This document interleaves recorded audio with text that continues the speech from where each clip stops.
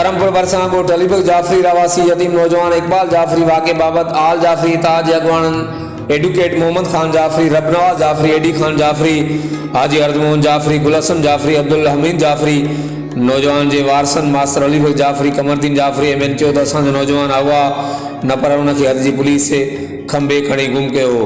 Police 4 ॾींहं लगातार असांजे नौजवान के गुम करे छॾियो हो। उन्हनि जो वधीक चवण हो तो पुलिस के असीं छंछर ॾींहं अॼु सुबुह जो धरणे जो चिता ॾिनो होसीं। पुलिस वारसन पारां जारी रहंदड़ एहतिजाज ऐं अॼु वारे धरणे जे चिता सबब नौजवान के रात देर सां ॻोठ वेझो छॾे ॾिनो। नापरकोट पुलिस 5 ॾींहं पहिरियां गबुरन वारे इलाइक़े मां नौजवान के खंबे खणी लिकायो ऐं तशद्दुद भी कयो हो। असीं पुलिस जी ॾाढनि खिलाफ़ तमामु जल्द कानूनी रस्तो इख्तियार कंदासीं। और जाफरी इतिहाद जे अॻवान इलाइक़े जी मोज़िज़ जाफरी बिरादरी ॻोठ अलीबग जाफरी पहुची नौजवान इकबाल जाफरी ऐं वारसन के मुबारकूं ॾिनियूं। नौजवान ऐं वारसन जेडीन वेब न्यूज़ 7 जाफरी इतिहाद जे अॻवाननि जो नौजवान जी वापसी लाइ वरतल कोशिशुनि ते शुक्रियो अदा कयो। नौजवान जी बाहिफ़ाज़त बाज़ियाबी ते वारसन पारां ख़ैरात जो बि एहतमाम कयो वियो। ॻोठ अलीबग जाफरी रावासी जाफरी बिरादरी जाफरी इतिहाद जे अॻवाननि मथां गुलनि जी वर्खा करे खेने नोटनि जा हार पाराया। इन सॼी सूरत हाल ते जाफरी इतिहाद जे अॻवाननि ऐं नौजवान जे वारसनि जो वधीक छा चवणु आहे, अचो तो ॿुधूं था ई तफ़सीली रिपोर्ट। जी नाज़रीन, असीं इन वक़्तु मौजूद आहियूं नापरकोट थाणे जे हद ॻोठ अलीबख्श जाफरी में। अलीबख्श जाफरी रावासी नौजवान इकबाल जाफरी 5 ॾींहं पहिरियां पुरस्रार नमूने लापता थी वियो। पर साॻी तरह पुरस्रार नमूने उनखे रात देर सां जेको छॾियो वियो। इन वक़्तु असां सां नौजवान भी मौजूद आहे ऐं जाफरी ताज अगवान ऐं नौजवान जा वारिस भी मौजूद आहिनि। अचो त असीं उन्हनि सां ॻाल्हाईंदासीं त इहो वाक़ियो कीअं पेश आयो ऐं नौजवान खे कहिड़े नमूने रात देर सां घर वेझो दुकान छॾियो वियो। जी महिरबानी।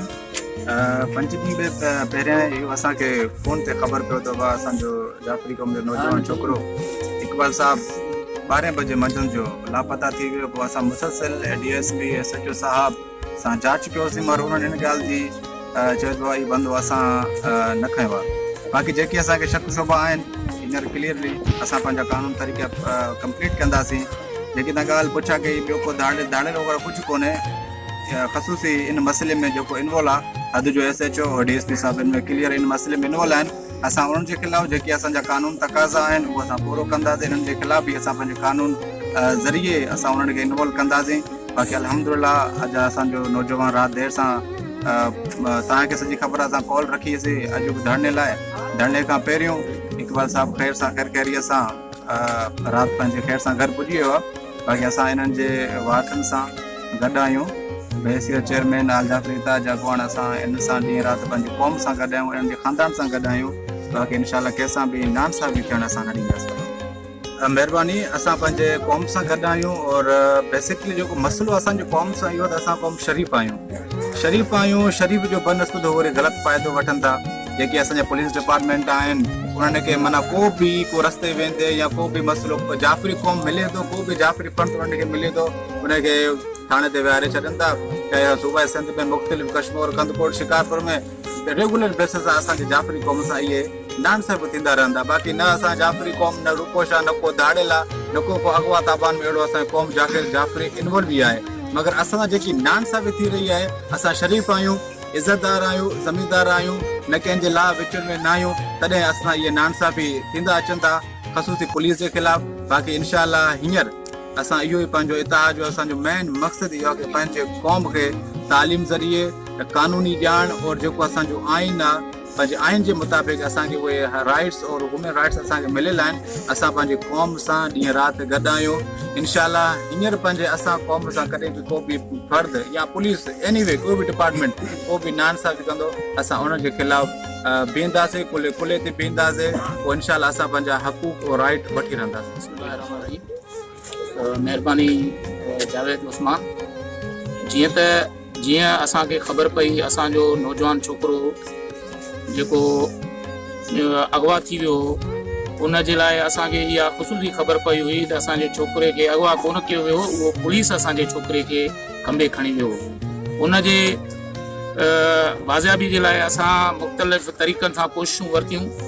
उन्हनि में मां इन्हनि वारसनि सां गॾिजी करे DSP अब्दुल मालिक भुट्टो वटि SHO नापरकोट अब्दुशकूर लाखो वटि वियुसि ऐं उन्हनि खे असां इहो चता ॾिनोसीं त जेकॾहिं असांजो छोकिरो बाज़ियाब न थियो त असां तव्हांजे ख़िलाफ़ु असां कोर्टुनि में क़ानूनी वेड़ विढ़ंदासीं ऐं इंशा अल्लाह ताला ऐं असां हींअर टियों ॾींहुं असां उन छोकिरे जे बारे में हिकिड़ो वॉइस हलायो होसीं त असां रोड बंदि कंदासीं, जंहिंजे नतीजे में कल्ह असां बाक़ाइदे पूरे क़ौम असां सां यकजहती जो वाइदो कयो हो। असां रोड बंदि करण जी कोशिशि कई, जंहिंजे बदौलत असांजो नौजवान छोकिरो कल्ह शाम जो देरि सां ॻोठ जे भर सां छॾे विया। असांजो हाणे इन सां ज़ाहिर थिए थो त असांजो छोकिरो पुलिस वटि हुयो, कंहिं वटि बि कोन हुयो। इन रोड बंदि करण ऐं धरणे जे सूरत में उन्हनि छोकिरे खे जेको आहे सो रिहा करे छॾियो।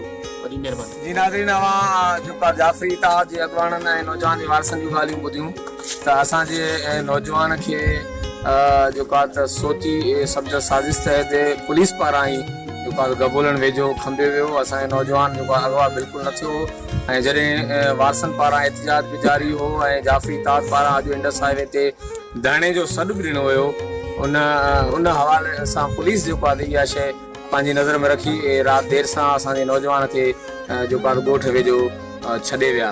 कैमरामैन टीम सां गॾु Javed Usman Bijani, GTN Web News, Karampur.